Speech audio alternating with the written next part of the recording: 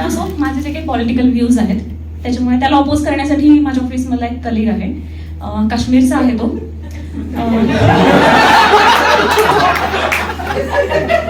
इथे पंच नव्हता, त्याचं नाव अब्दुल आहे. तर तो मला म्हणाला की काय तू मोदी मोदी करते, काय तुझे काय व्ह्यूज आहेत आणि देशामध्ये अनएम्प्लॉयमेंट खूप वाढली. मी म्हणलं तुझे ओळखीचे आणि जे कोणी बेरोजगार वगैरे असतील प्लीज त्यांना सांग की जॉब मिळण्यासाठी एज्युकेशन आणि स्किल्स लागतात.